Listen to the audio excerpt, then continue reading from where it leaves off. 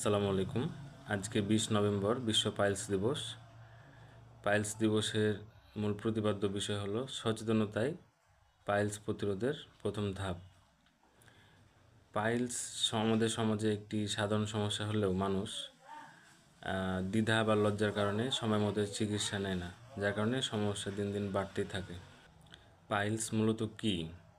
Piles হলো মলদ্বারের যে রক্তনালী আছে এটা ফুলে যাওয়া বা স্ফীত হয়ে যাওয়া। এর ফলে আপনার মলত্যাগে কষ্ট হতে পারে, জ্বালাপোড়া হতে পারে, অস্বস্তি হতে পারে, এগুলো হতে পারে। কারণ দীর্ঘদিন কোষ্ঠকাঠিন্য, পর্যাপ্ত পানি না খাওয়া, দীর্ঘ সময় বসে থাকা, গর্ভবতী মহিলাদের হতে পারে, অতিরিক্ত যাদের ওজন তাদের এই পাইলস বা হেমোরয়েডের সমস্যা হতে পারে। তারপরে যারা দীর্ঘদিন ধরে ভারী জিনিস তোলেন তাদের এই পাইলস হতে পারে। দীর্ঘদিন ধরে ভারী কাজ করলে আরেকটা রোগ হয়, সেটা হলো হার্নিয়া। তো এই বিষয়ে আরেকদিন আলোচনা করবো ইনশাল্লাহ। আর প্রতিরোধের আগে আরেকটা বিষয় আলোচনা করি, যে লক্ষণগুলো দেখলে অবহেলা করবেন না।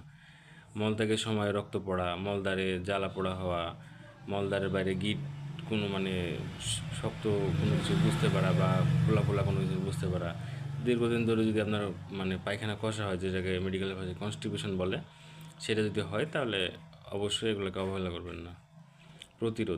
প্রতিদিন পর্যাপ্ত পরিমাণ পানি খাবেন, খাবারে সবসময় ফল, তারপরে শাকসবজি, ফাইবারযুক্ত খাবার রাখবেন, মলত্যাগের সময় অতিরিক্ত চাপ দিবেন না, তাহলে আপনার এটা প্রতিরোধ হবে। চিকিৎসা নেওয়ার গুরুত্ব: পাইলস যদি জটিল হয় তাহলে আপনার রক্ত স্বল্পতা হতে পারে, সংক্রমণ ছড়িয়ে পড়তে পারে এবং এটাতে আপনার পরে ব্যাপক স্বাস্থ্য ঝুঁকি হওয়ার সম্ভাবনা রয়েছে। এই জন্য চিকিৎসকের পরামর্শ নেওয়া খুবই গুরুত্বপূর্ণ। পাইলস আপনার চিকিৎসার মাধ্যমে সম্পূর্ণ নিরাময় হয় এবং এটি একটি নিরাময়যোগ্য চিকিৎসা। এই পাইলস হলে কখনোই আপনারা ভীত হবেন না। আজকে এই পর্যন্তই। আসসালামু আলাইকুম।